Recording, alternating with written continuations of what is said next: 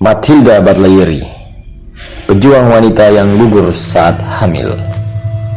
Matilda Batlayeri adalah nama seorang ibu bayangkari atau istri anggota Polri yang gugur dalam mempertahankan pos polisi di Kurau, RT 007 RW 003, Kabupaten Tanah Laut, Provinsi Kalimantan Selatan, Ibu Kota Banjarmasin.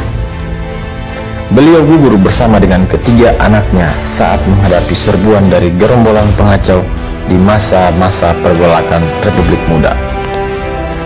Ketidakpuasan terhadap kebijakan politik yang diambil oleh pemerintah pusat membuat pergolakan banyak terjadi di daerah-daerah. Dan tidak berbeda dengan daerah lainnya, wilayah Kalimantan pada tahun 1950-an juga terjadi pergolakan. Gerakan pengacau keamanan ini senantiasa melakukan teror dan penyerangan kepada kampung-kampung yang dilaluinya.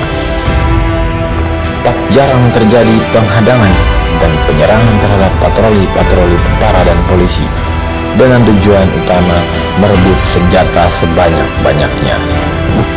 Rabu 28 September 1953 dini hari, satu dari gerombolan itu melakukan penyerangan terhadap pos polisi di Kurau, RT 007 RW 003, Kabupaten Tanah Laut, Provinsi Kalimantan Selatan, Ibu Kota Banjarmasin. Dalam penyerangan tersebut, kekuatan gerombolan mencapai 50 orang pasukan yang tergabung dari pasukan yang dipimpin oleh Handil Lawahan dan Handil Bakalang dengan pucuk pimpinan tertinggi Suwardi yang dikenal memiliki ilmu kebal. Mereka dipersenjatai dengan beberapa jenis senjata api yang terbilang modern pada saat itu. Namun, ada juga dari mereka yang hanya bersenjata tajam yang dikenal dengan nama kelompok Riwas. Serangan mendadak di ambang fajar yang dilakukan oleh gerombolan tersebut hanya dihadapi oleh 5 orang anggota polisi bersenjata dan seorang bayangkari yang mempergunakan senjata jenis Moser milik suaminya. Bayangkari tersebut adalah Matilda Batlayeri yang melibatkan diri dalam pertempuran dikarenakan kekuatan anggota polisi yang tidak berimbang dalam pertempuran tersebut. Suami Matilda Batlayeri, anggota Polri II, yakni Adrianus Batlayeri, saat pertempuran terjadi sedang mengambil air di sumur. Namun karena tidak memungkinkan untuk kembali, maka Adrianus tidak terlibat dalam pertempuran tersebut. Dalam pertempuran tersebut, gerombolan mengalami kesulitan untuk melumpuhkan kekuatan pos polisi. Bahkan Suwardi, pemimpin penyerang yang konon memiliki ilmu kebal, tertembak oleh Matilda Batlayeri. Namun, tetap saja pertempuran tersebut berlangsung dengan tidak seimbang. Satu persatu kusuma bangsa berguguran, termasuk ketiga anak dari Matilda Batlayeri. Secara berurutan, putra pertama Matilda yang bernama Alex gugur.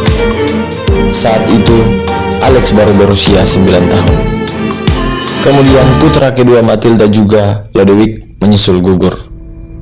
Waktu itu usia Lodewijk baru 6 tahun. Dia gugur di kamar asrama yang mereka tempati. Kemudian putra ketiga Matilda yang bernama Max juga ikut gugur di usia 2,5 tahun. Max meninggal di pelukan ibunya. Karena melihat ketiga anaknya sudah meninggal, membuat semangat tempur Matilda Batlayeri, seorang bayangkari, semakin berkobar. Akan tetapi, setelah bertempur kurang lebih dari setengah jam, akhirnya Matilda Batlayeri gugur sebagai kesuma bangsa bersama janin yang sedang ia kandungi. Setelah tidak ada perlawanan lagi dari pihak polisi, gerombolan membumi hanguskan pos dan asrama polisi Kurau. Jenazah Matilda Batlayeri dan ketiga anaknya turut terbakar dalam korban api tersebut. Semangat juang dan pengabdian yang tiada terkira Matilda Batlayeri menjadi hal yang patut untuk dihormati dan dikenang. Untuk jasa-jasanya tersebut, atas perintah Kadapol ke-8 Kalsel Teni, Brigadir Jenderal Polisi Dr. Andus Sanusi, mantan Kapolri periode 1987-1991, pada tanggal 13 Agustus 1983 mengabadikan pertempuran itu dalam sebuah monumen Bayangkari, Teladan Matilda Batayeri di Kurau. Untuk jasa-jasanya tersebut, atas perintah Kadapol ke-8 Kalselten, Brigadir Jenderal Polisi Dr. Andus Sanusi, mantan Kapolri periode 1987-1991, pada tanggal 13 Agustus 1983 mengabadikan pertempuran itu dalam sebuah monumen Bayangkari, Teladan Matilda Batayeri di Kurau. Pada bagian depan monumen terukir tulisan yang merupakan pesan terakhir dari Matilda. Kepada penerusku, aku Bayangkari dan anak-anakku terkapar di sini, di bumi Kurau yang sunyi. Semoga pahatan pengabdianku memberikan arti pada Ibu Pertiwi. Bapak David Bitelebit, salah satu putra yang berasal dari Desa Lauran, Kabupaten Kepulauan Tanimbar, Provinsi Maluku, yang telah berdomisili tetap selama 34 tahun lamanya di Kabupaten Tanah Laut, Provinsi Kalimantan Selatan. Saat diwawancarai oleh wartawan media Tanimbar News, dirinya menyatakan bahwa seringkali saya berkunjung di monumen Ibu Matilda Batayeri dan makamnya di Makam Pahlawan yang berada di Kabupaten Tanah Laut, Provinsi Kalimantan Selatan, Ibu Kota Banjarmasin. Dikarenakan makam Ibu Matilda Batayeri berdekatan langsung dengan makam ayah dari istri saya, yaitu almarhum Bapak Fransiskus Asun. Dan saya juga merasa memiliki kepedulian sebagai anak Tanimbar untuk memperhatikan makam almarhumah, yaitu Ibu Matilda Batayeri yang berasal dari Tanimbar. Saya juga merasa bangga dikarenakan beliau juga salah satu putri Tanimbar yang hebat dan mengharumkan nama Kabupaten Kepulauan Tanimbar di negara Republik Indonesia atau termasuk pahlawan nasional. Harapan saya untuk pemerintah Kabupaten Kepulauan Tanimbar agar dapat mengunjungi makam almarhumah Ibu Matilda Batayeri di setiap tanggal 28 September, di mana gugurnya Ibu Matilda Batayeri bersama anak-anaknya di zaman itu. Dari Kabupaten Tanah Laut, Provinsi Kalimantan Selatan, Ibu Kota Banjarmasin, Yos Morantutul melaporkan. Rimaku sauro ning susi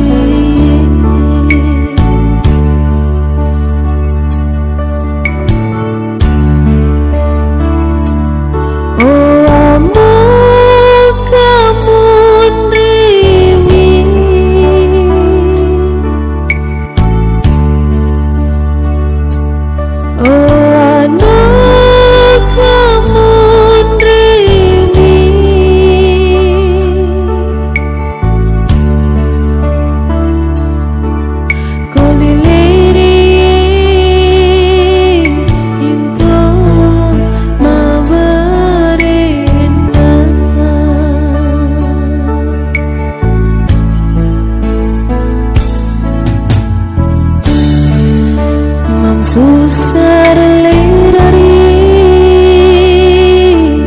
sau berisi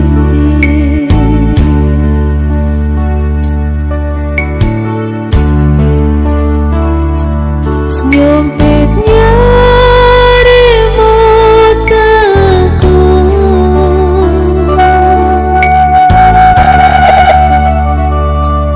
toke kisma